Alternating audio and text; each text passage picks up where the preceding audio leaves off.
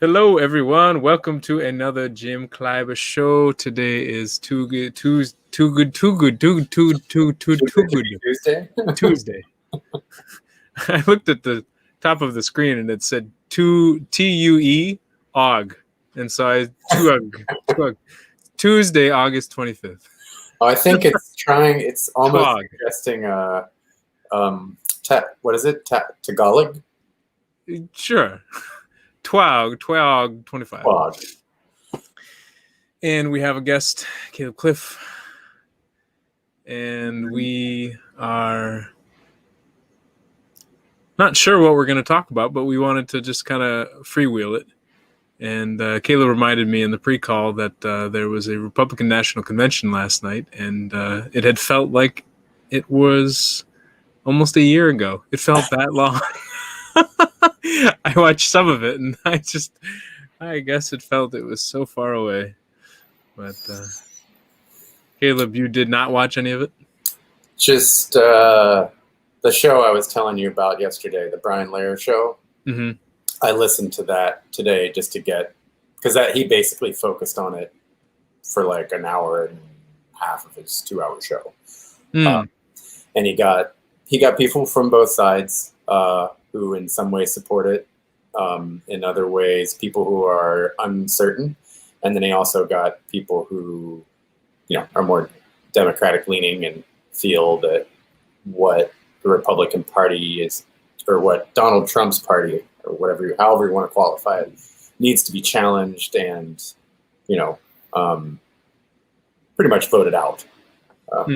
So he as I mentioned to you, he does cover all bases, and I think he's a very thoughtful person and he's not quick to judge people, or he doesn't shut people down when they call in and their person might be more controversial in their remarks. But I think one of the biggest things that I took from that conversation being had was about the Latino voter, and how it's actually very mixed. I think someone made a really good point. They called in and they said, you have to remember that a lot of people coming from all kinds of different Latin countries actually are a little bit more conservative in their values and their views. And there's also a sense, I want to say he said something about a sense of obedience, about being good and about almost like following orders. And the evangelical part, all of those combined regarding the Latina votes makes for a little bit more complicated of a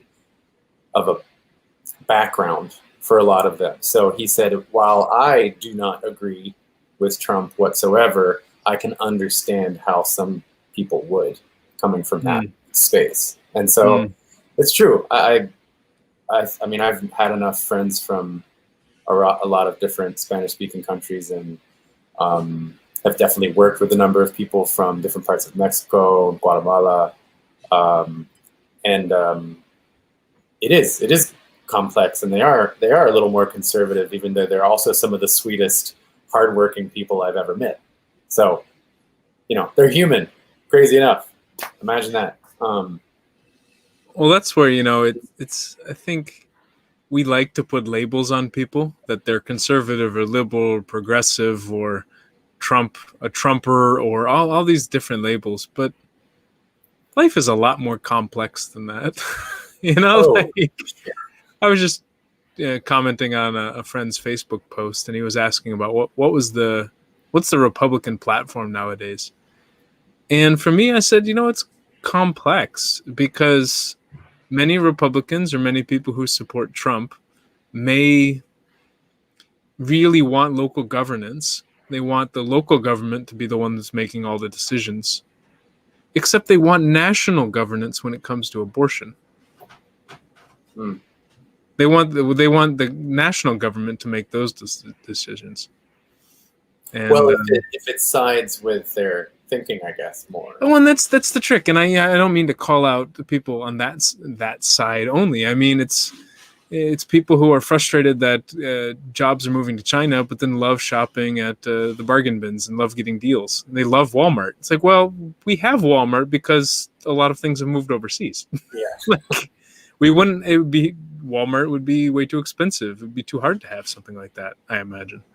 And it's just this controversy of like internal conflict, maybe like wanting one thing, but not realizing that if I get that one thing, it comes with all these other problems, or it means I have to lose this other thing. Right. Yeah. I think that's true. I don't want to say that's politics, but in essence, it kind of is. I mean, there isn't, when you're trying to govern nearly 350 million people, and you're trying to somehow satisfy the majority of their needs, there's obviously going to be some places that are not satisfied for individuals. It's hard for a group of two people to choose where they want to go eat for dinner. Exactly.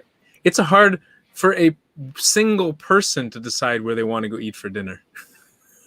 Well, I mean, if we look at the menu and we go, oh, I don't know, God, I want something vegetarian, but I want something healthy. But man, that hamburger looks fantastic. Oh, goodness, what should I do? I don't know what to do.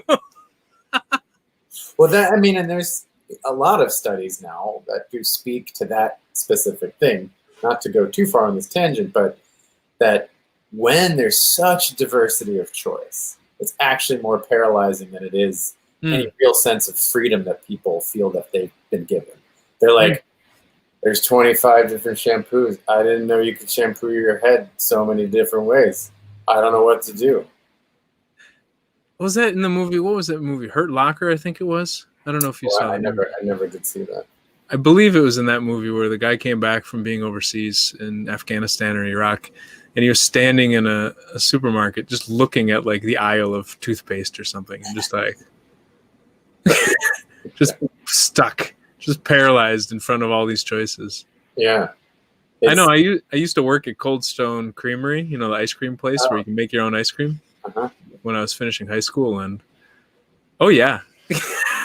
too many choices, too many combinations. You can add all these things up, and you could never. I mean, you could make a new combination probably for the next 30, 40 years, if not more. Well, and so what's interesting when bringing it back to politics, so we don't go too far down the choice sciences, is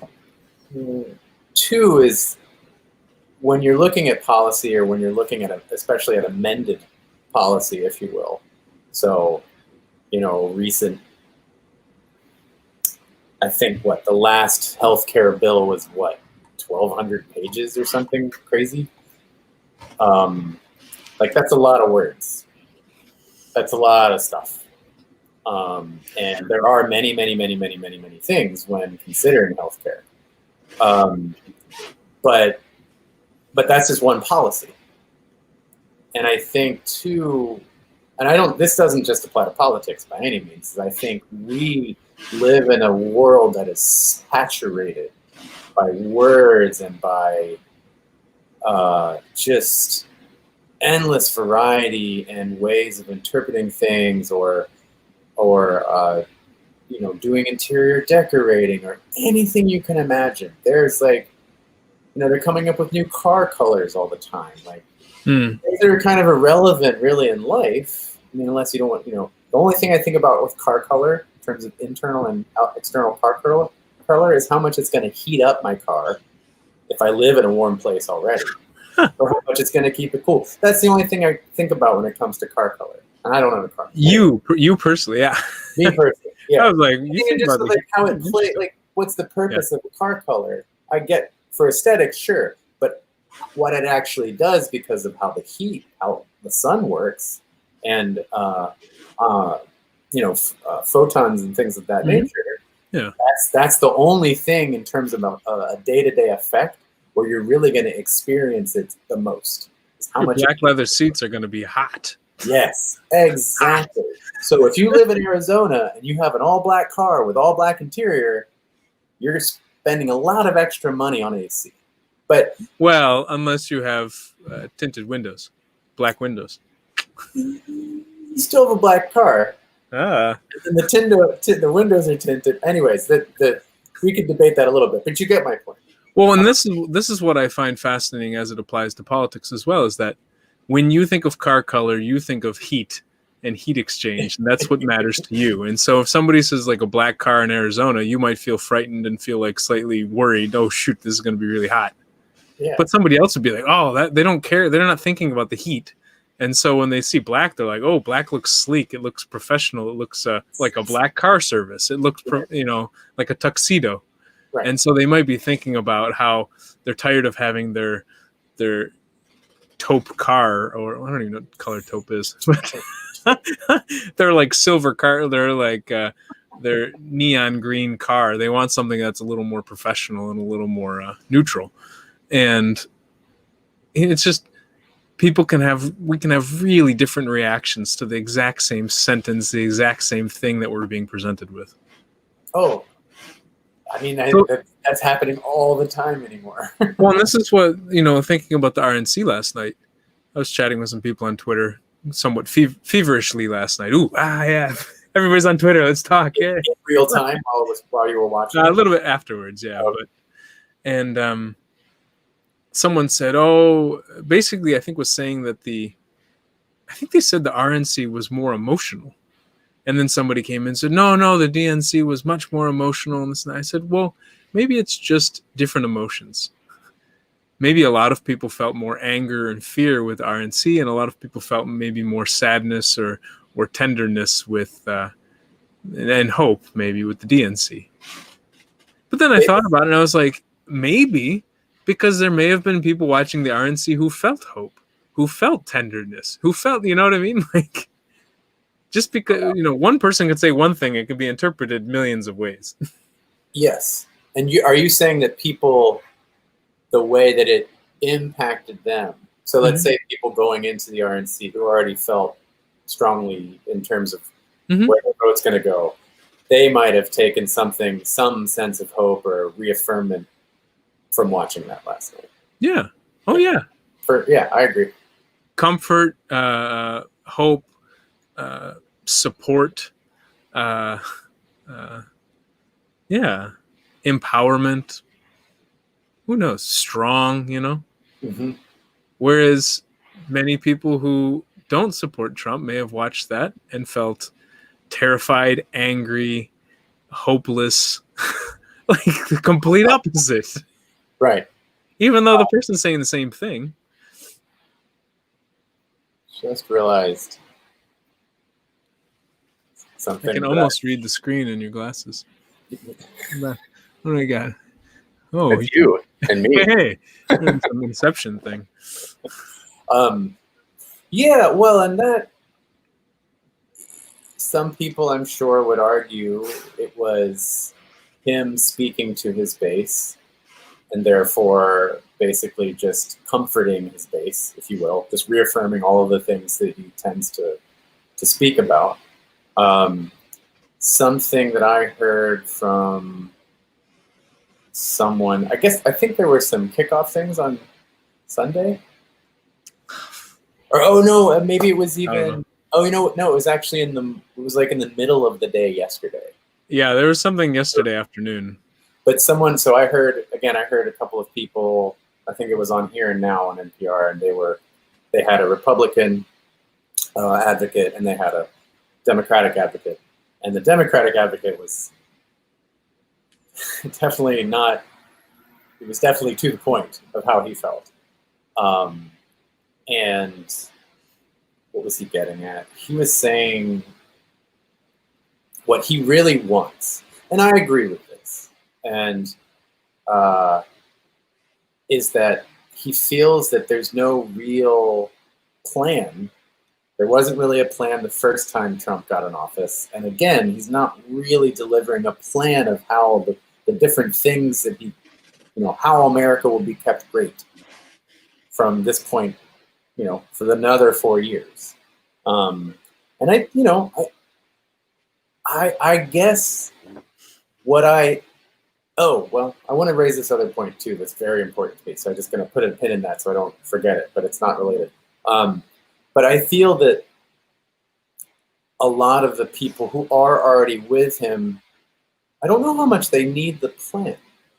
Mm-hmm. I think his leadership or his style, whatever you want to call it, is just, it helps them feel more validated in some way Mm-hmm. or another, and not being left behind, as I guess a lot of his group felt before, or is fearful of that happening if he's voted out. Yeah, I mean, I'd agree that many people, when it comes to politics, or when it comes to, I would say, uncertainty, many of us want somebody to have a plan and tell us what the plan is.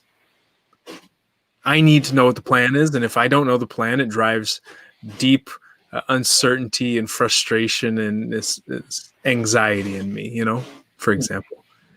Me, not so much. It depends on the situation, really. I think other times we just want someone we trust that's going to look out for us, and we trust that they'll figure it out.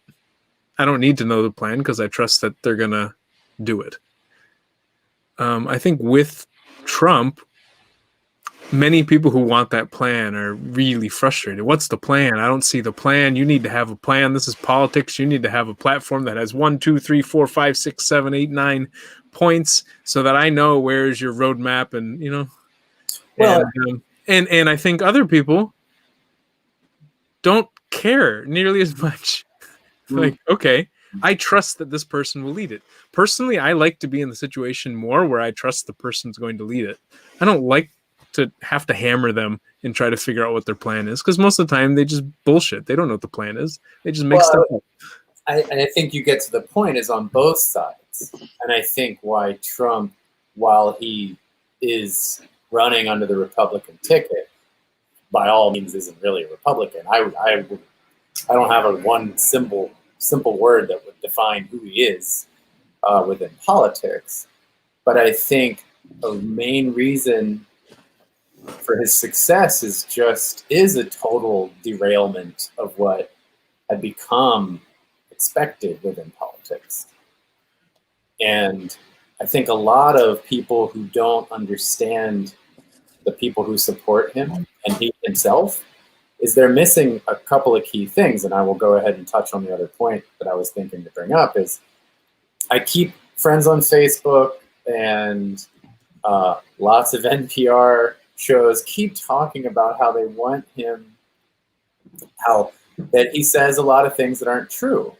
And I agree, but I also completely understand at this point, and I think I have for a while, that the people who like him don't care if what he says is true or 100% true or however you want to categorize it. So I really feel this idea that people keep harping on of, but he doesn't use any facts. These are things that weren't true last night that he said. And it's like, honestly, you're just having like an inside joke or an inside feeling with your friends and the people who are already on your side. No one on the opposing side is going to care.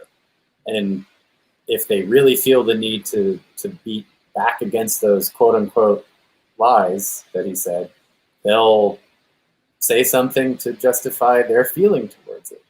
They don't need the proof. And I really feel like, that's a place to start in terms of recognizing, because this is not the point. I feel like this is where our elections and all these things really take us away from each other. Because it's like, well, think about it this way. What do we really want? I don't care about the presidency.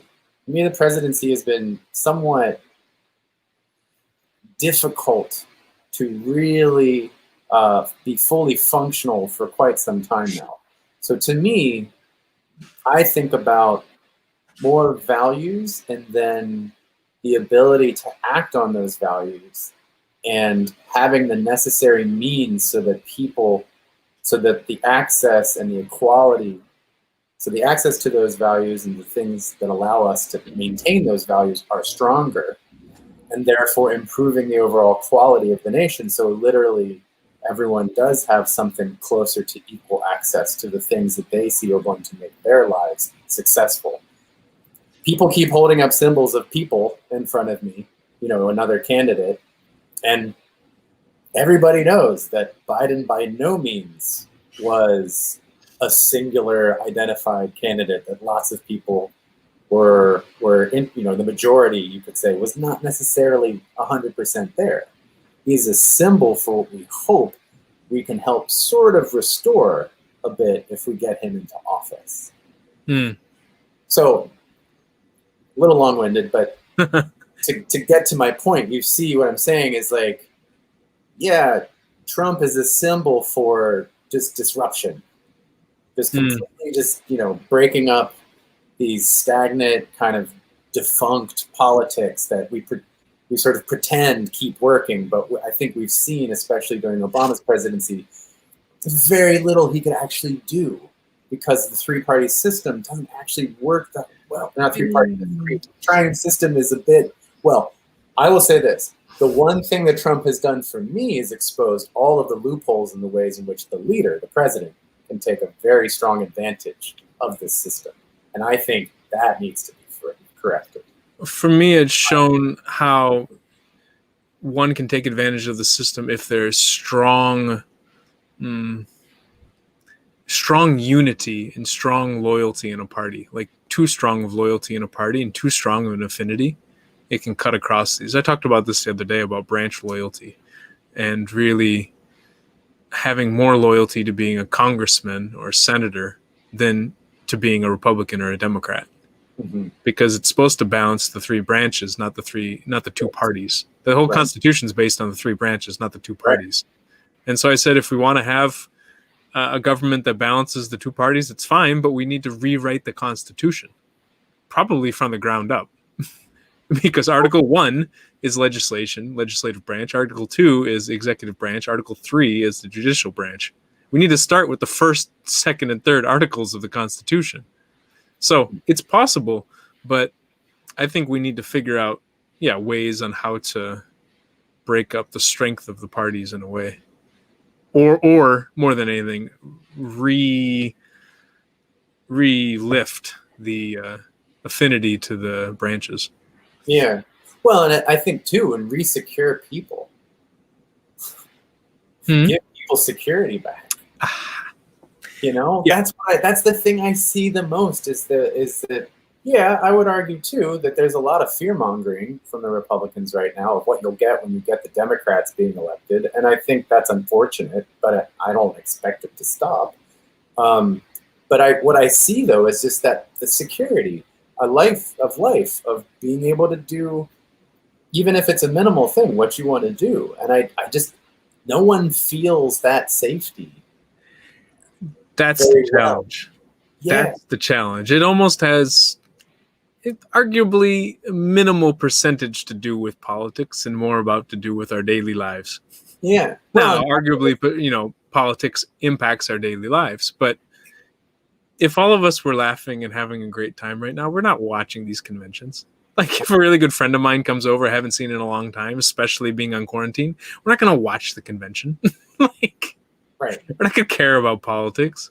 No. We may talk about it when we run out of other things to talk about, or when we're too afraid to open up about what's going on in our own lives. We use politics as this pseudo conversation, this pseudo connection. Right. But no, we don't talk about the medical challenges that we're having, or the romantic challenges we're having, or the professional or monetary challenges we're having. We talk about other things sometimes, Yeah, well, I have to say, a movie I really like that happens to deal with politics, but the way it's dealt with is Dave with Kevin Kline. I don't think I've watched it, but I've been recommended to watch it a few times. That's where he comes in as like a fake president, right? A clone of the president, basically, like a stand-in. He looks just like him. Yeah, I mean, it's Kevin Kline playing the president, and then playing the president in the movie when he goes into a coma. Yeah.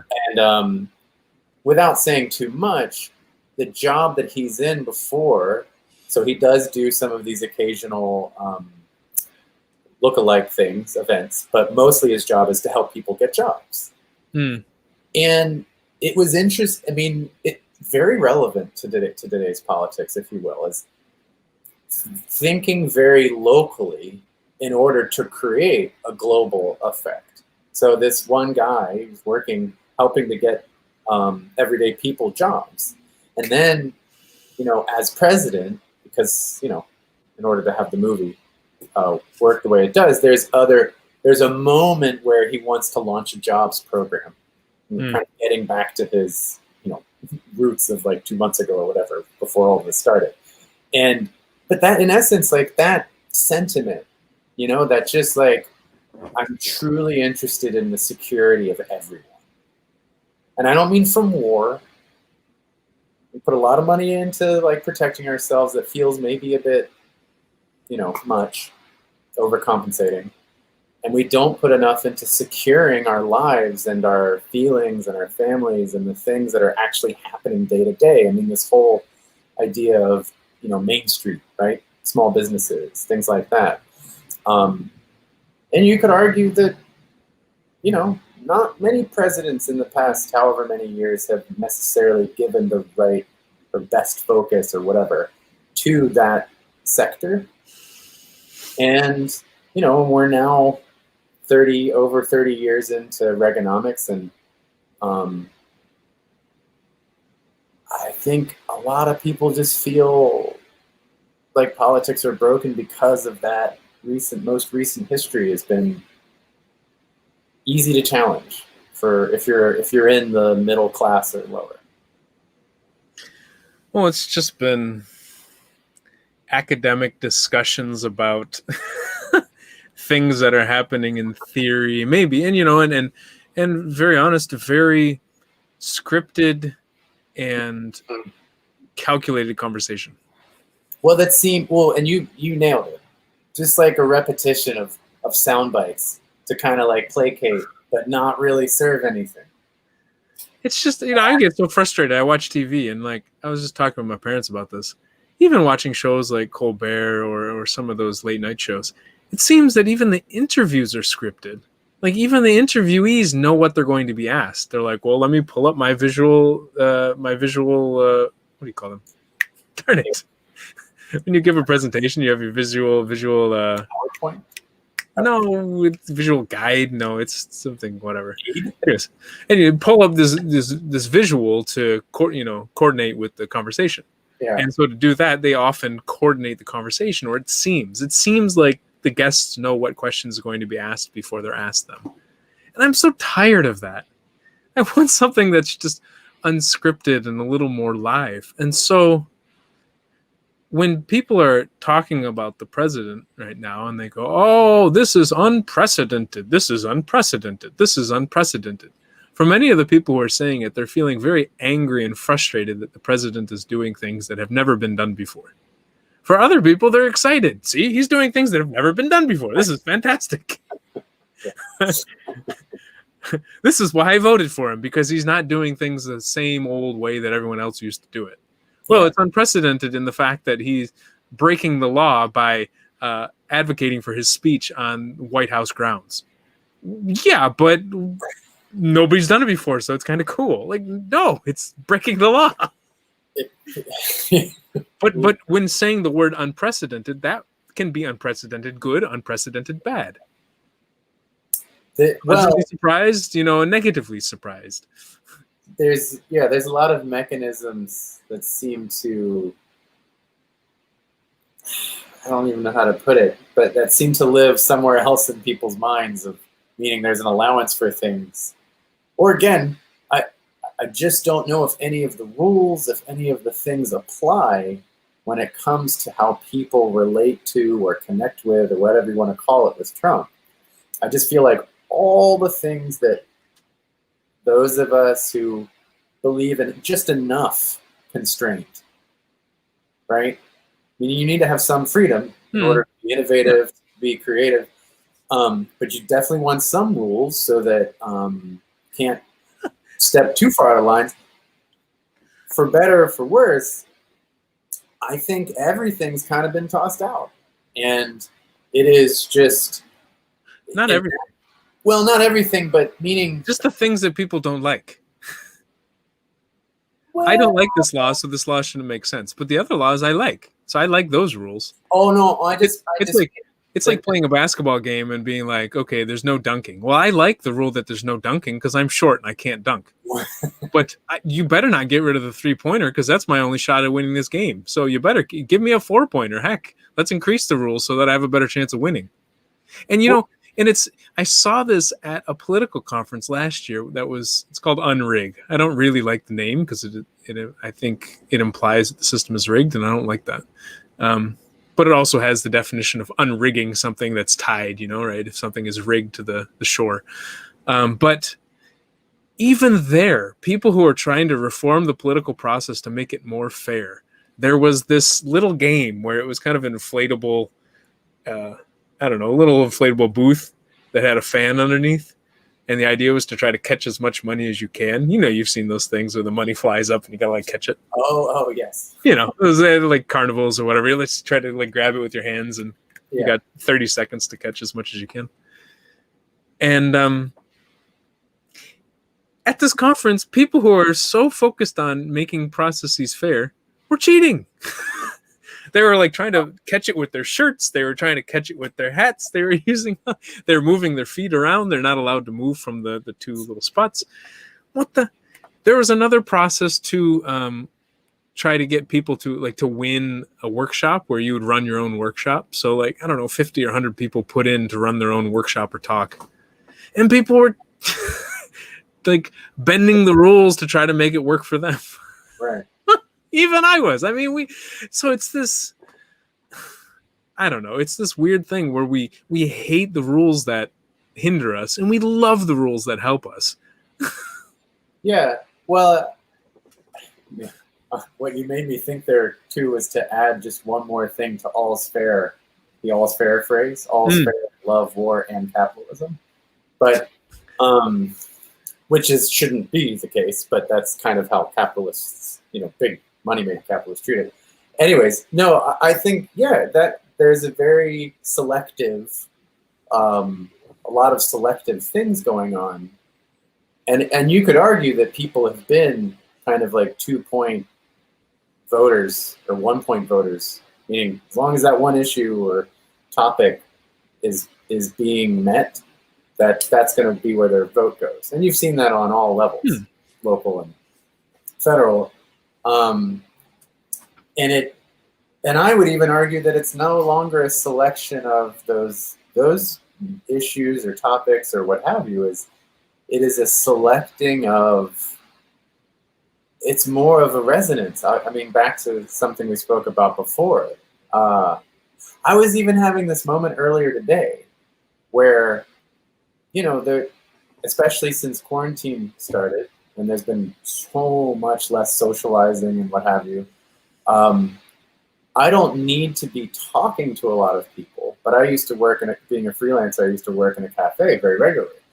And so I do miss being around people.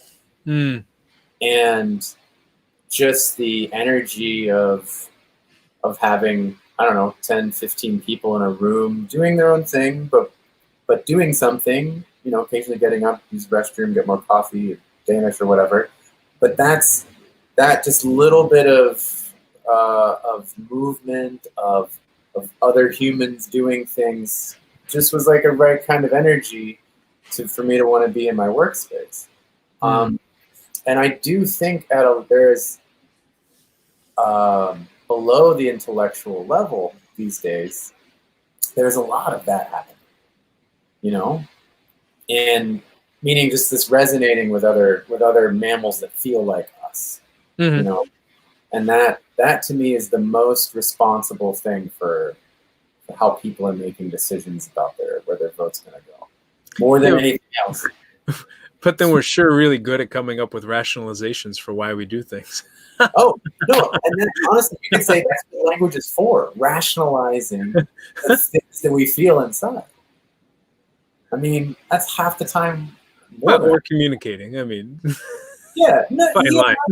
But remember, even just the way I'm speaking now, these little sort of excited moments where I'm like, but Jim, you're not hearing this feeling I'm having. That's what's happening. It's literally what I'm trying to communicate to you. Yeah. Yeah. So I feel that people are like, we've gone so far, especially on the Democratic or liberal side or whatever the hell you want to categorize it as, into such a nuanced, wordy, ridiculous, endless, analytical space. The other side is just like, fuck, oh, pardon my French, that noise. I just want... Where's the bleeping button? Yeah, well, it already happened. But I feel that's a really true feeling. I'm so tired of all of this intellectualization of what I just kind of want to be a simple, straightforward, I get that guy. I feel that guy. I mean, you go back to when W was elected, that's what people said. They said he feels like the kind of guy you could sit down and have a beer with, and they like that guy. I get that. And Obama had that same kind of charm too. Very different guy, but he had that resonance to him, and that's why 60+% people voted for him.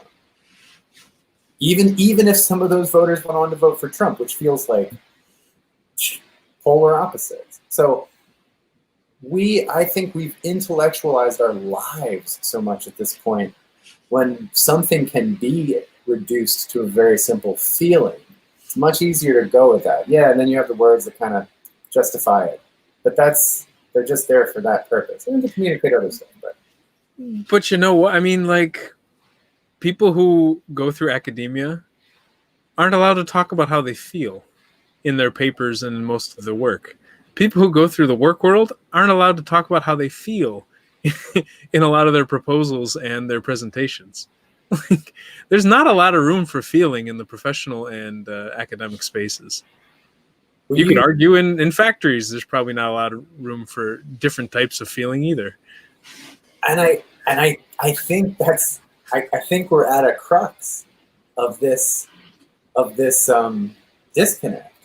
No one on either side is really allowed to express themselves. And we're feeling more things probably than we ever have, because in the past, before internet, I'm sitting in a house with two people. They're pretty much the only ones that can make me feel different things, or the weather, or, you know, an animal coming by, or... So I'm limited to the feelings around me, basically. But with the internet, I can pull up Twitter and I can find anger, sadness, happiness, fear, terror, whatever, in seconds. I can scroll through and see somebody getting shot. I can scroll through and see like a dog cuddling with a bunny rabbit. I can see like, you know, and boom, boom, boom. I'm flooded with these different emotions, and then I try to go to sleep and it doesn't work. You know, like it's like I got all these emotions running around inside of me, and then I'm not supposed to express them. I sitting at home, I'm not running around and like physically exerting them out, even if that's kind of tangential to what the emotion's about. And like all these unresolved emotional conflicts inside, and just pretending like they're not there. Well, yeah, and it seems like a lot of the stuff that we do on the surface, meaning like externally, so we have this like amazing internal, you know, life that a lot of us feel like we can't expose, right? And so it just, it's just kind of sitting there. It's like a dog chasing its tail, but it's never going to escape you. And then there's all of everyone else. You kind of get these weird surface reactions to their internal dialogues, but none of us are actually talking about the thing taking place inside of us. And then what you get is this like chaotic interconnection of all of these, you know, difficult expressions. Yeah, I mean, it's I can't say all of it, but you get what I'm talking about. And so I think our politics simply reflects the most, not to dismiss politics, but almost becomes the most basic reflection of that what we think maybe, and this just came to my head, is the way in which we are going to get to that place where we can express how we feel. Maybe that's what we're voting for. What do you mean? Meaning, if I vote for Donald Trump, I all of the ways in which I feel are being, again, justified, and then he's going to continue paving a way for me to keep expressing myself in the way I think I want to express myself. Aha, permission to say how I feel. Yeah. Yeah. I feel angry when this thing happens, and everybody around me seems fine with it. And so I'm frustrated because I don't want to say that I feel angry, because then I'll get ostracized. So if I vote for this guy who also feels angry, now I can say I feel angry and it's justified. Right. And maybe he'll use the anger to change it. Right. And then I'll be in the right because everyone else is wrong because I feel this way, and therefore this is how it should be. Right. That's a strong extrapolation, but I think so often we feel something and we assume other people should feel the exact same way. Yeah. First we assume they do, and if they don't, then we assume they should. Right. That's nothing about their side. You don't like spicy food? I love spicy food. How do you not like spicy food? Here, try some spicy food. And just try a little bit. Eventually you're going to get to like the spicy food. Why do I have to force feed this person the freaking jalapeno? You know what I mean? Why do I have to push my love for spicy food on them? One of the benefits of them not liking it means I get to eat more. If I order something spicy, they don't eat off my plate. It's fantastic. Well, I love it. But that is the point, though, is it's a self-validation. All that someone's looking for in that type of sameness is like, oh, the way I feel isn't crazy. The way I feel, I'm not crazy. And there's more people like me. I can share in this experience with them. Yeah, I think I'm not alone. Right, and it's like, I mean, it is ironic that we are at such a populace, and yet more people do seem to feel alone than ever. I mean, I'm not saying that based on a percentage or statistic or anything, but the way we seem to talk at each other these days makes it feel like we're pretty lonely. I mean, the most recent Surgeon General of the U.S. said that we had an epidemic of loneliness, and he just wrote a book on it, actually. Oh, when did he make this statement? Probably 2014, 15, somewhere around there. Pretty sure.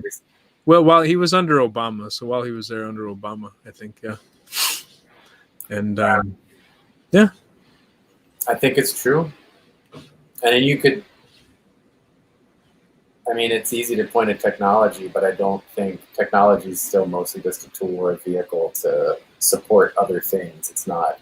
I do think it has made it easier to subvert and to be disruptive or what have you, but it's not the reason why we're subverting it. So. Well, it's like the challenge with a lot of the way we communicate now is that what we say is recorded. And can be shared very quickly with very many people and for a very long time. Mm-hmm. So wanting to open up, I may want to open up in the moment and share more about myself and be more emotionally connected to somebody or emotionally intimate with somebody. But if I do that, they may share it with other people, and then I suddenly turn into a crying meme like Michael Jordan. Like, oh no, I don't want to be a crying meme. How am I? I've recorded a video back in 2014. You're aware of the video, I'm sure, Caleb, but people who are listening aren't. But they probably will be now. Oh goodness. After I was dating this girl, I was telling myself I was in love with this girl, and we broke up. 30 minutes after we broke up, I recorded a video, and a couple months later put it on YouTube, and it was basically me bawling my eyes out. And I remember people in my life, friends and family, saying, why would you post a video like that? You're never going to be able to get a job again. That's not very professional. And I was like, uh-oh, I'm in trouble. Should I take it down? Should I leave it up?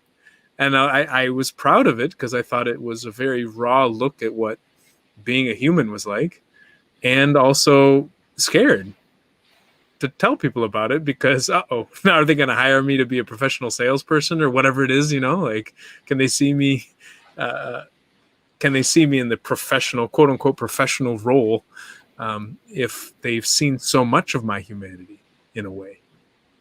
And so, yeah, it's the people who use Snapchat filters to hide that they have acne, or when we only post certain photos on our Instagram because we're trying to show a certain highlight of ourselves. We're trying to be this particular brand and we need to show perfection towards the brand.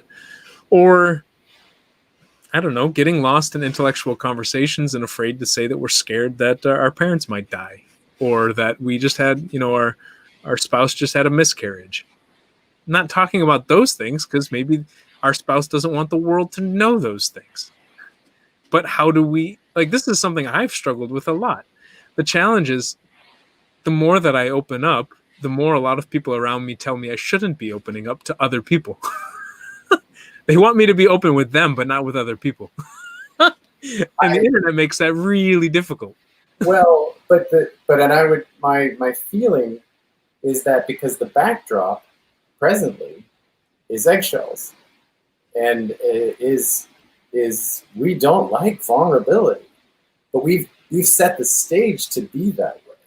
We love when other people are vulnerable with us. We don't like when we are vulnerable with other people, or other people are vulnerable with other people, on our behalf. You know what I mean? I mean, I personally am okay with it, but I don't necessarily. I mean, yeah, there are probably a few things in my life that I've shared with people that would feel a bit bad if they chose to share that with others. But I differ from most people a lot this way. But my point is from the ground up, if we're on a shared land of some kind, and I mean metaphorically speaking, not from like in a digital land space or in the real world too, but the ground is already set with all kinds of booby traps for if you step into the emotional space, everyone's gonna be pointing fingers at you and telling you no, that's not allowed. And my point is that if that were to change, if the ground was set with no, it's okay to be vulnerable. We're here to support you. We're here to let you feel free and feel open and feel loved and feel heard. If that was the ground from which I think more and more people would get accustomed to the idea of being open. But here's the thing is, while we remain in this space where we're not allowed to be vulnerable, what's kind of ironic is the more vulnerable we are, the more susceptible we are to being hurt. Because we have no recourse. We have no way of stepping back out of that pain. All we seem to do is push it forward onto someone else, store it deeper in ourselves until it becomes anger and frustration or an outburst. It's just this constant negative feedback loop working in on itself. So everyone is striking everyone, even on your own side, if you want to look at it that way. No one's safe from anybody anymore because no one's allowed to feel who and be who they are. And that, to me, is that the real problem of this country is we all want people to be a certain way because that's where we're at. I don't think that's how we were born. Oh, yeah. That this is how you get ahead. And that, stepping on the backs of others is totally fine as long as you get ahead. But I think what we're missing is if we all chose to collaborate and work together, we could reach way higher goals collectively than individually stepping up our own staircases. Now, I know I just said a mouthful there, but it's about nourishing that ground. And to me, the very first step to nourishing that ground is re-securing people, getting back to that other point. I think security and safety and comfort, those are the things where people start to feel like they can breathe, like they know they have a little bit of predictability in their life. Tomorrow's going to be okay. I'm going to have food on the table. But see, this is where I'm going to challenge you, because I think what I do too often is fall into the trap of trying to help other people fix themselves in the way that I think they should be fixed. Right. Oh, they feel insecure. I'm going to try to help them feel secure. They feel hungry, I'm going to try to feed them. They feel this, I'm going to, trying to save them, even if they don't recognize it. And I think this... Wait, recognize what you're saying or how they're feeling? Maybe they don't recognize that they're feeling insecure. And so I come in and try to say, hey, do this. This will help you feel more secure. And they're like, well, who are you? What are you telling me? Like, I don't feel that way. I'm like, no, you do. I'm pretty sure you do. And even if I'm right, just if they don't recognize that they feel that way, it can be very almost violent for me to come in and say, okay, I'm going to coerce you to do this thing because I think it's best for you. And I just wonder how much many of us, how much time many of us and energy put. Wow, that's a bumbled sentence. I wonder how many of us spend so much time and energy trying to save other people while we're just ignoring all the stuff going on inside of us. Well, I have one way of looking at that I think changes things around a little bit. There is a great episode of Hidden Brain. It's called, what is it called? Kindergartening. Kindergartening? Yeah, kinder, either hyphen or space, gardening. But the idea is that it's all about how people raise their children. And there are two basic camps in which people tend to kind of lean in one direction or the other. There is the carpenter version, which is where the parents are constantly trying to shape and direct how their kid is going to grow. So they kind of force many things onto the child, whether the child is showing any proclivity towards that or this interest or what have you. And that, as you can imagine, has a lot of issues because kids might not feel the same way as their parents. The classic, like, we want you to be a doctor or a lawyer, but I want to be an artist. It's like, whatever. That's one version. And then there's the gardener. And the gardener sort of tends the soil, makes sure that everything they're going to grow from is sturdy, the values are well set, morals and ethics are all nicely planted into that soil. And then as the kid grows up and develops, to just kind of keep tending to the soil, keep tending to the things that provide guidance and provide strength, but not telling the kid or trying to shape the kid in the exact way they think the kid should be. And so to me, it is more about tending to people's soil. So what do people need to feel secure? They need money. So they need a job. You don't tell them what kind of job to get. You don't tell them where to get it. You don't tell them why to get it. You just say, hey, look, you need a job? I'm going to get you a job. And then you let them get to a place where they don't, because when you're telling someone, hey, this is wrong with you, hey, that's already, they're going to immediately toss that out because they're going to be like, what do you know about me? So I think the first thing you want to do with someone that you feel needs help in some way or could use some redirection is just listen to them.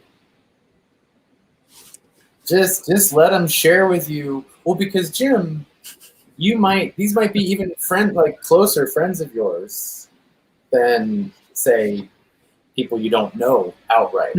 But if you just jump in and start telling them how they are supposed to live their life and how they're not, no, that doesn't work. Right. So the point rarely works. Yeah. But the first stage, I would say the first stage of empathy comes from you being a really good listener.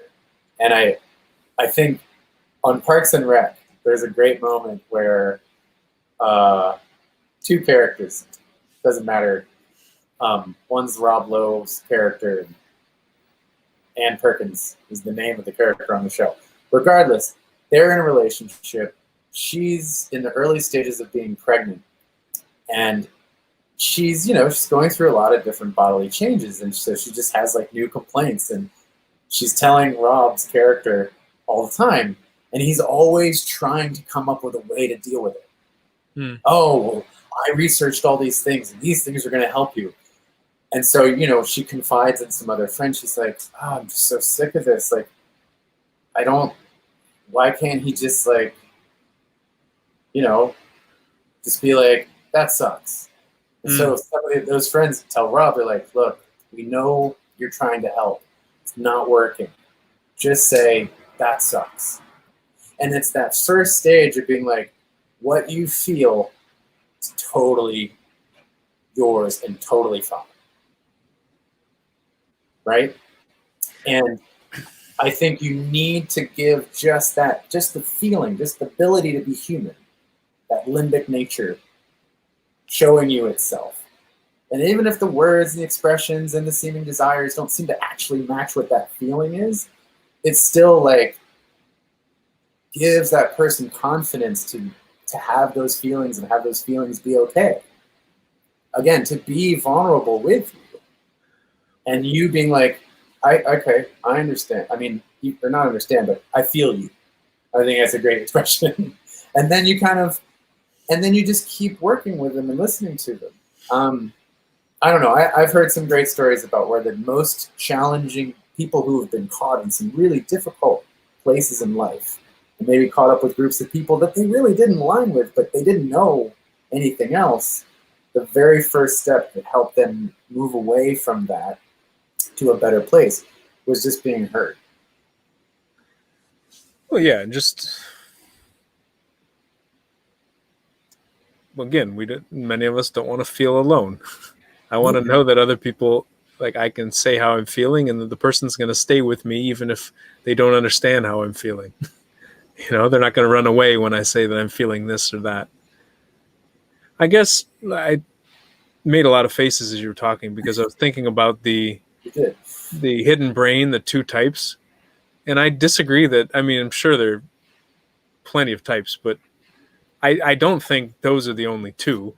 No. Yeah, and part of me jumped up because I think both of those focus attention on the other person. And I don't necessarily think personally, I don't think that's one of the best ways. I think I keep doing that. And I'm trying to remind myself, I don't think that's one of the best ways. Because, for example, if you come to me and you start saying about how you're frustrated with something or you're angry at this, my gut reaction might be to try to help you. Or if I can, to sit and say, it's okay to feel frustrated. But for me to say it's okay to feel frustrated with you is me being okay to feel frustrated myself. Mm-hmm. And me doing the work myself before I can do it with you. You know what I mean? Like if you're sitting there going, oh, I can't believe that this is all happening and the world's falling apart and this is bullshit, blah, blah, blah. If I don't feel comfortable with those emotions of the anger and the frustration rising, it's going to be very hard for me to be like, Caleb, it's okay to feel frustrated. Because in my head, I'm saying, no, it's not. Frustration is bad. I'm not supposed to feel frustrated. I'm supposed to know how I'm doing everything. Frustration causes anger in me and causes more anger, and then I just shut it off. So it's this, I think the carpenter is kind of forcing the house, like building the house for the person. Here, this is the house you're going to live in. The gardener is saying, here, this is the space you'll live in, and I'll just provide you the things that you need. I think there's almost another analogy of, I don't know, like the leader or the explorer that says, I'm going off in this direction, follow if you want, and you could learn a lot from me as I'm going in that direction. If you want, it's much more learned through mimicry or learned through observation than it is learned through someone putting a lot of focused attention on me. You know what I mean? Like, I do, but I'm not fully understanding to some of what you're saying, because the gardening effect is much more like what you just said, and not about, to me, the gardening one, that's what my parents were with me. They never told me I had to be something. When I got into art, they supported it. When I got into music, they supported it. What they did was they gave me a lovely backdrop of values, ways to interact with the world, and otherwise let me decide what was important and what I should pursue. And to me, that was like a good version of the garden. Whereas my dad might have wanted me to go into the church. My mom might have wanted me to go into nursing. And I might have really pushed for that. And when I showed talent in art, said no. and which would in turn tell me the things that I feel naturally are bad, are wrong. But they didn't do that.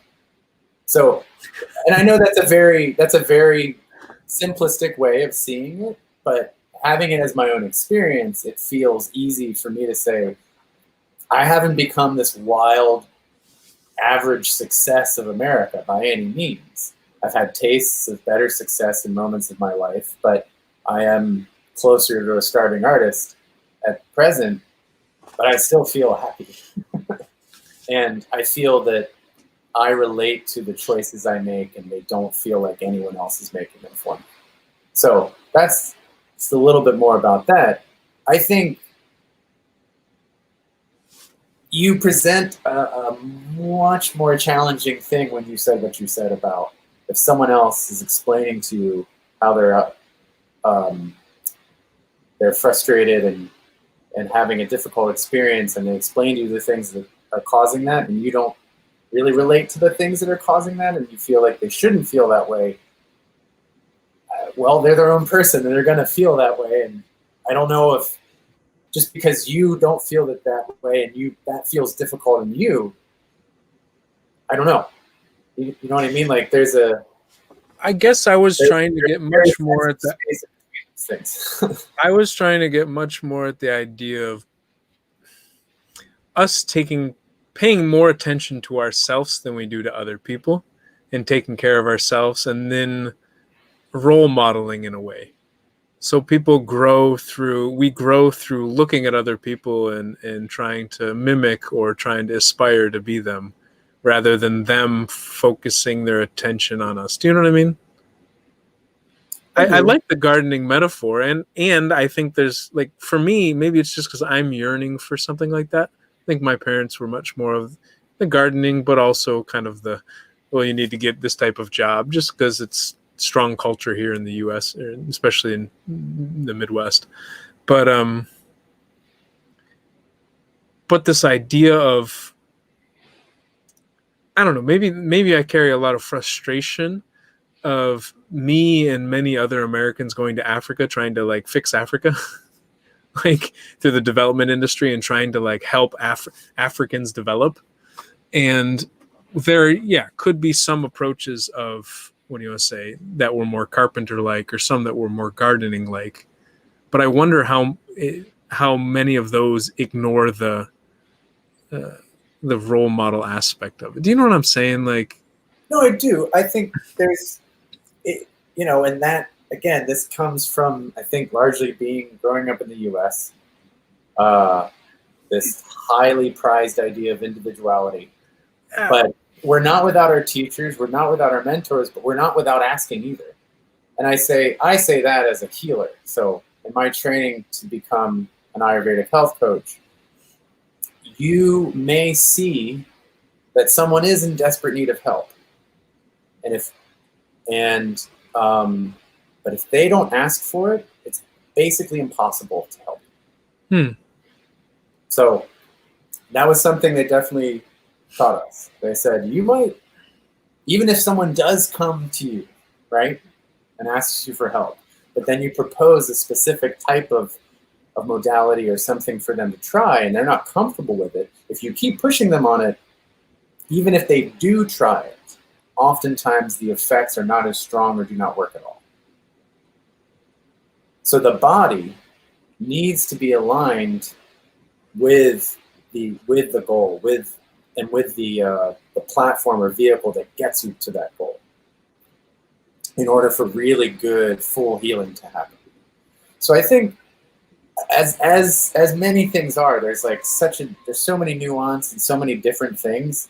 And I agree, carpenter gardener by no means gets to the real gray area of where real parenting more is.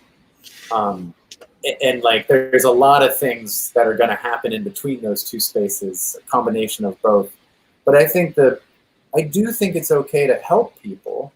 It's just how you help them. I think my frustration is that I spend a lot of time thinking about how to help other people and then ignore how to pay attention to myself. And I've spent years talking about how important it is to pay attention to myself. But when it comes to stuff right now with politics and and pandemic and people dying and stuff like this, I get really stressed out about not helping other people enough. And I know it's coming from a good place. And I think many of us can get very focused on the other person and trying to help the other person. This is not American. Like, this is from most cultures I've interacted with.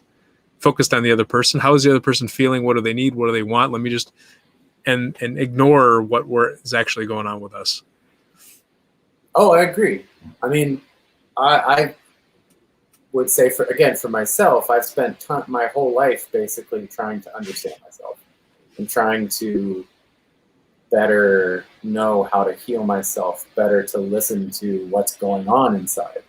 And I want to help others, but at the same time, I think what you're getting at is I want to know how to help others and not just assert what I think they need or what I see that they know they need, but they don't know it. But I'm going to make sure that, because I know that you, in earnest, really love and care about people. Like, as a close friend of yours, I know this. And so I would never challenge you on that. I think also at present, we're in one of the weirdest times ever. And so many things that we had been adjusted to are different.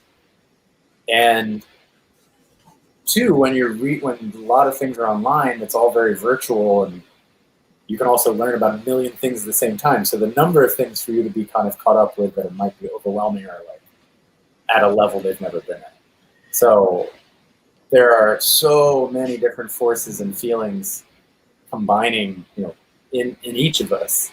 And those of us who do want to help but aren't quite sure how to do it, yeah, there's a distance there. Because I don't have an answer to that either.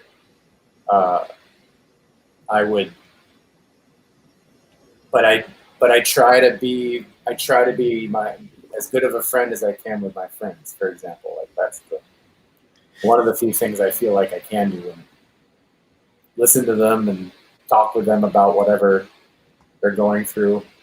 Now, granted, we're already friends, so like our backdrop for the most parts are a little closer to each other. But yeah, some people are in very different spaces right now. Anyways, this is getting into a very sort of super amorphous space. I don't know if you want to kind of bring it back into something so it doesn't quite get. I mean, to tie it straight back in is that many people on the left are probably trying to save the country from Trump and trying to save others from Trump. And many people on the right are probably trying to save the country and others from liberals and the mainstream media and socialism and things that they think are going to turn into, both sides seem to be perpetuating the myth of this is the downfall of American society and we're doomed unless X happens. Unless this person gets elected, we're doomed. Right. And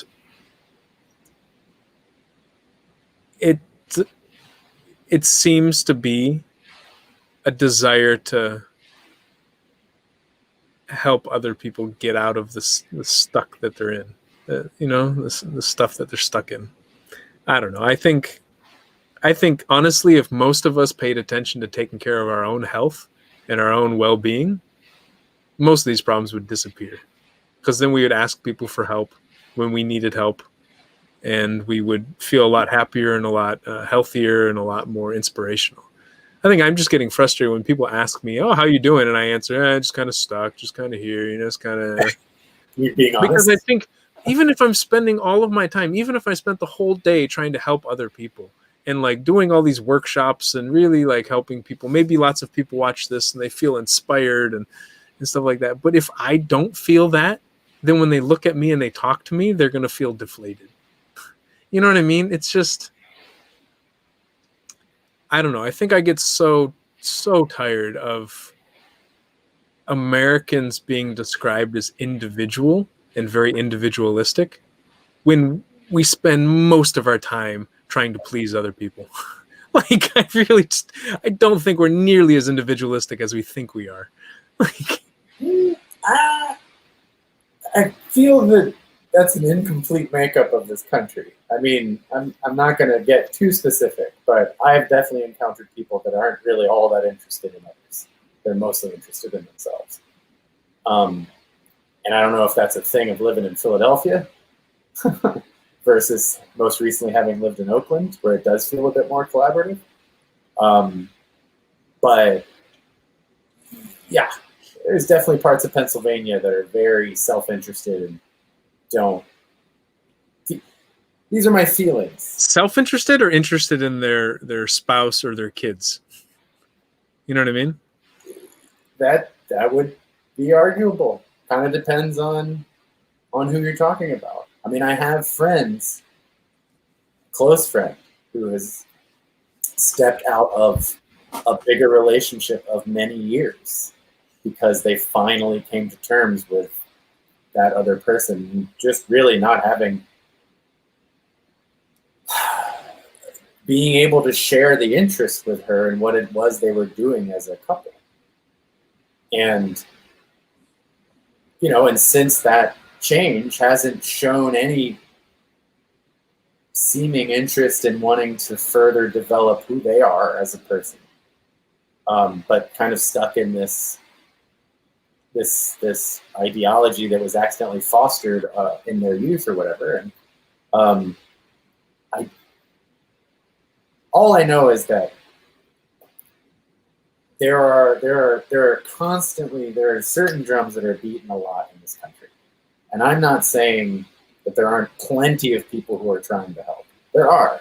There are plenty of people who are either complacent, feel that they have what they need, so they're not going to get involved, because if they get involved, that's a responsibility that they didn't have, but now they have so now they have this new responsibility they don't want.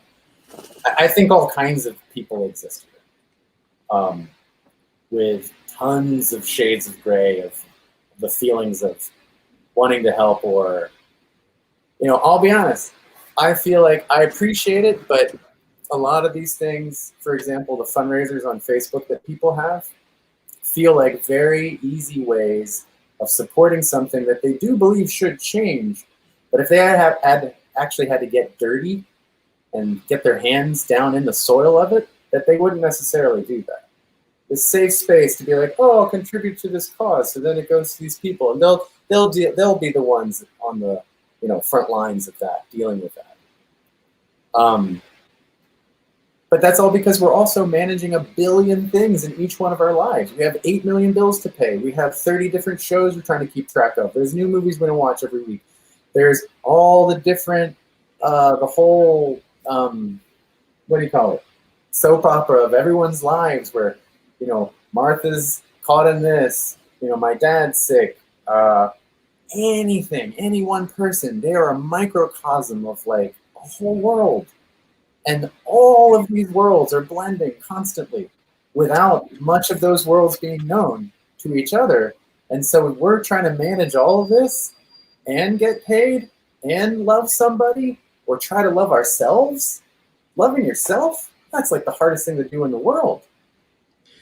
It's almost like sorry. Many of these platforms are vying, many of these things are vying for our attention. And so therefore we don't give attention to ourselves. Bingo. I need to watch politics. I need to check up on my show. I need to do this thing for work. I need to fill this form out. I need to do this. I need to do that. I need to put my attention on all these other things. So many. So like how fast my heart is beating, or what's going on with my stomach, or how do my feet feel, or I'm not paying attention to that. Like I don't have time for that. And that's what I'm trying to get at. That we need to pay, that I believe we need to, like, screw it. I believe I need to pay more attention to me. I don't know what other people feel, but like for me, it's, and just so much competition for that attention. So much flashy things. Pay attention to me. Look at me. Look at me. Look at me. A little bug flew by. I have to look at the bug. No, and I think you're right. That it would be, we can't only do that, but if more people did start really taking a strong interest in themselves and recognizing just how much comes from that, I think. Strength of character, strength of health, strength of balance.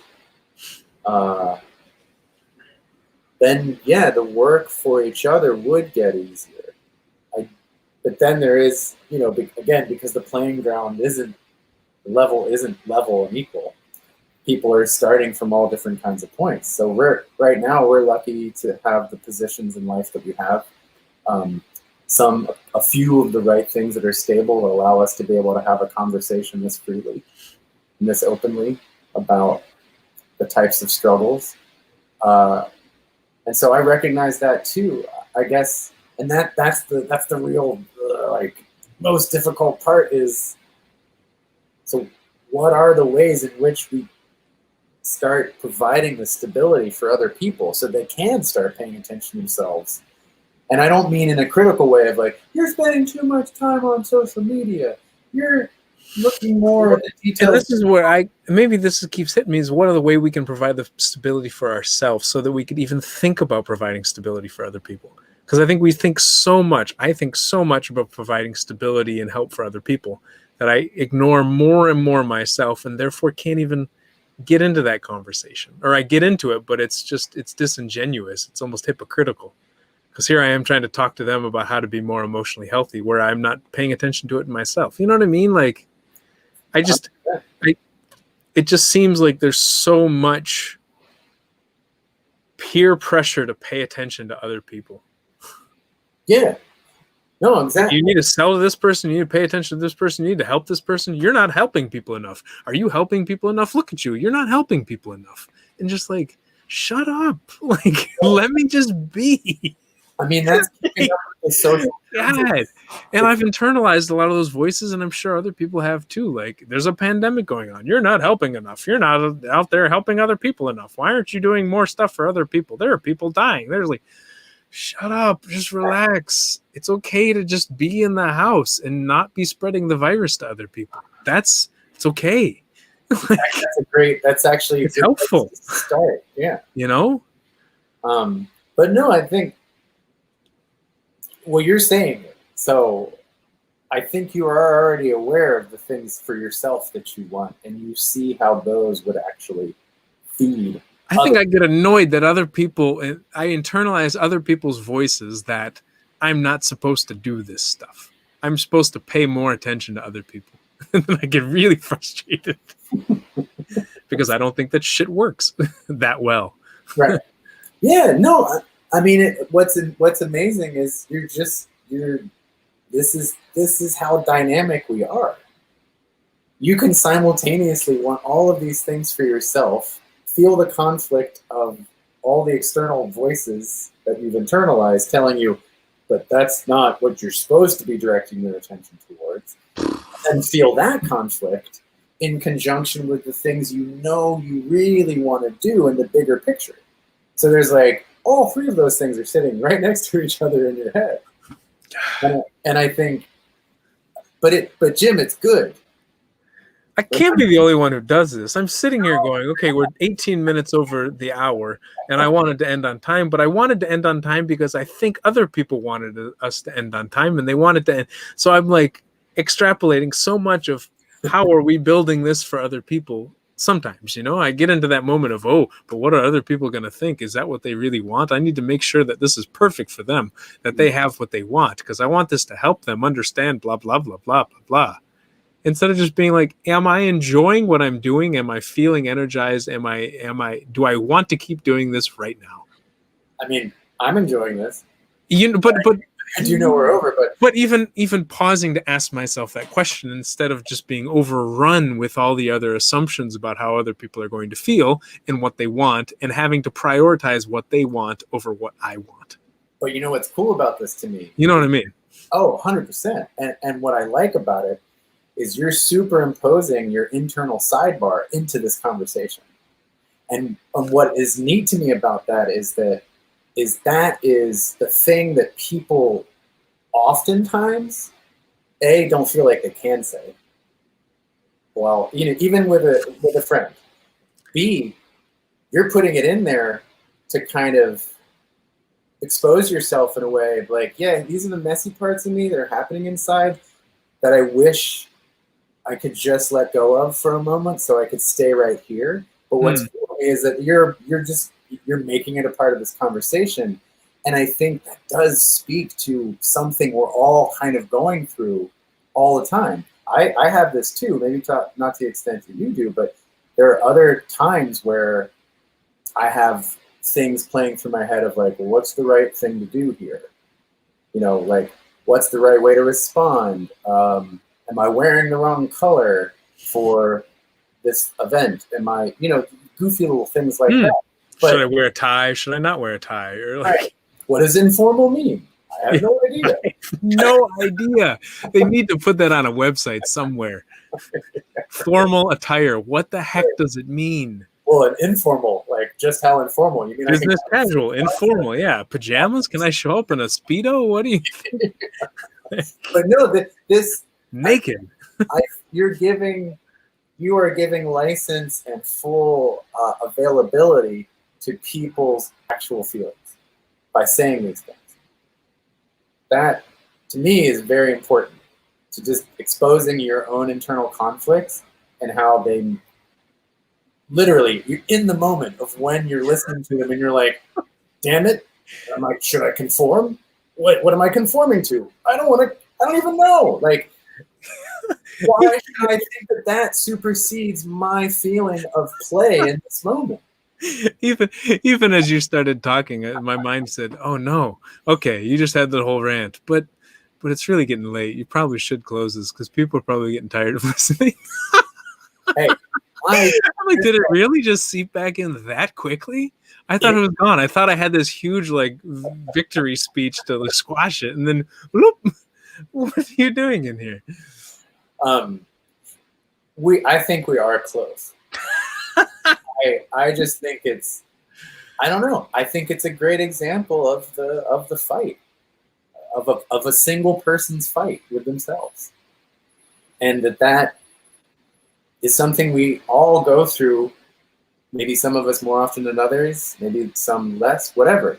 But it's real, but it's constantly being ignored.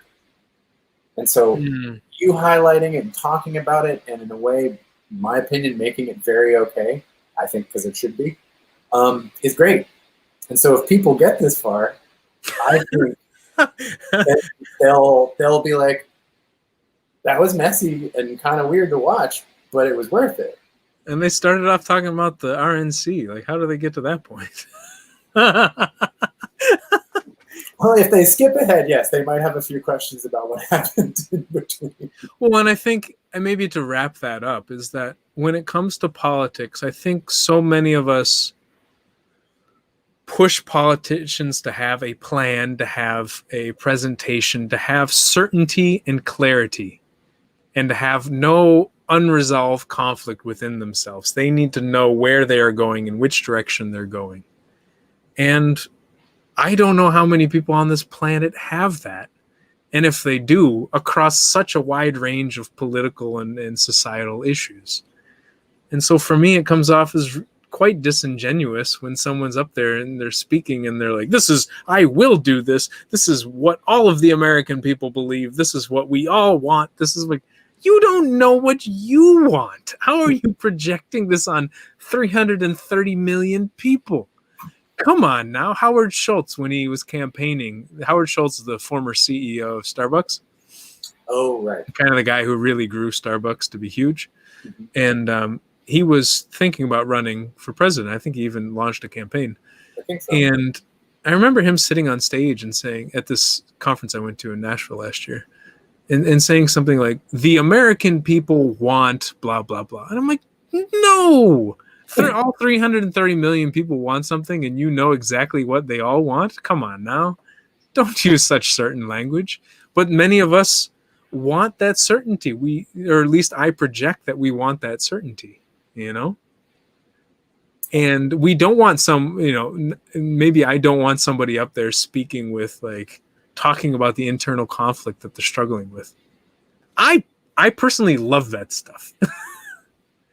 But then when I say it, I'm nervous that other people will tell me, like they have in the past, like other girlfriends have had said in the past, I don't want to hear your thinking process. I just want the answer. I don't want to know what's going on inside of you. I just want you to tell me what the solution is. Ah. Oh, man. And I'm sure many of us have experienced similar things where we open up and we show kind of the mess that's going on inside, and people go, I didn't need to hear all of that. Just tell me what your decision is. Okay, I'll just shut you out of all my decision-making process. Give you the rubber stamp when it's finished. Well, it makes me think too. I'm just like, probably weren't right for you then anyway. Yeah, but that's a hard realization. It's a really hard realization. Yes. But it's, yeah, man, life's super messy. But it's, otherwise it would just be boring. Yeah. Mm-hmm. Yeah. I'll take the mess if it means ups and downs versus just a one flat line. Yeah, I mean, who wants to watch a movie? I tell people this all the time. Who wants to watch a movie where it's just happiness the whole time? Like right. Every single scene is just happiness. Everything is happy. Right. It's boring. Yeah. It's boring. Fall asleep. Yeah. Or anger all the time. That's why I don't like watching some of those political channels. It's just like some of them are just, they're angry the whole time. Mm-hmm. It sounds like this angry whine. Not even angry, it's like whiny. And for me, it's like I can't listen to whiny for 30 minutes straight. Break it up. Laugh. Like, I don't know. Tell a joke, smile. Get sad for a moment. Get excited. Get optimistic. Like, switch it up.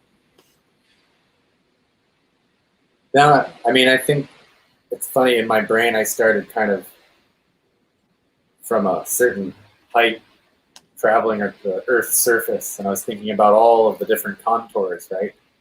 So you have rivers, and you have valleys, and you have huge mountain ranges, and then you have like prairie fields, and you have, who knows how many different types of grasses and trees and other species of plants that exist around the world. But the diversity of topography and geography in the planet is amazing.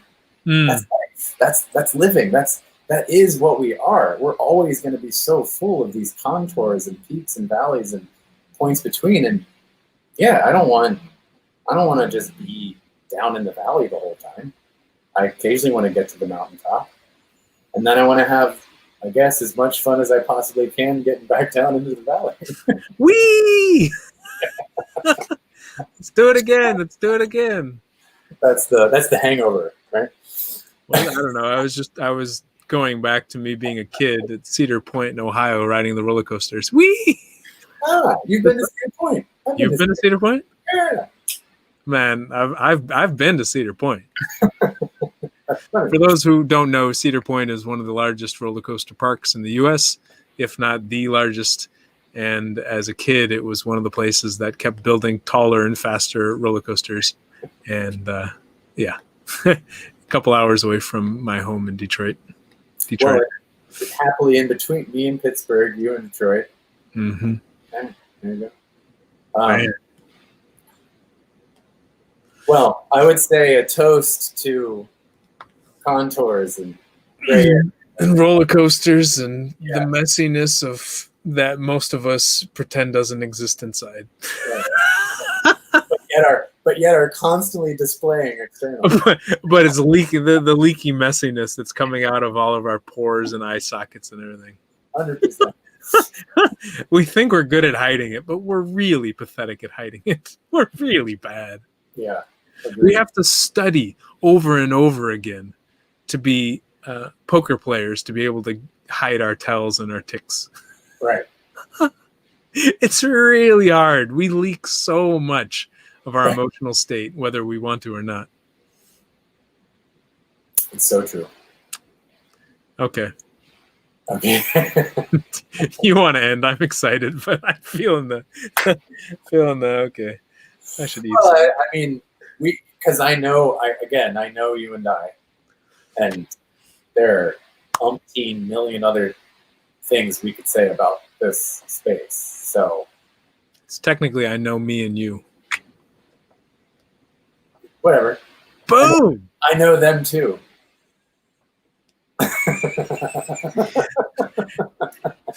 I mean, I laugh because technically language is a communication skill that we're all changing constantly. So there's no technically really.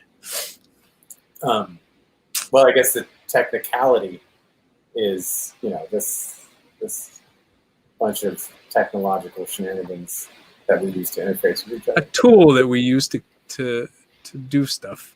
A thing that we use to do stuff. That's a tool. Tools for tomfoolery. Yeah, Tom Ford. What? Tomfoolery. So I'm gonna go get some food. I'm not sure about you, Caleb, but I'm feeling. I'm gonna get some water. Actually. Yeah, that's good. It's kind of a warm day here. Au revoir, Caleb and et al.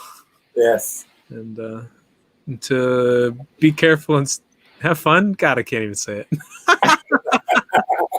See y'all. Bye.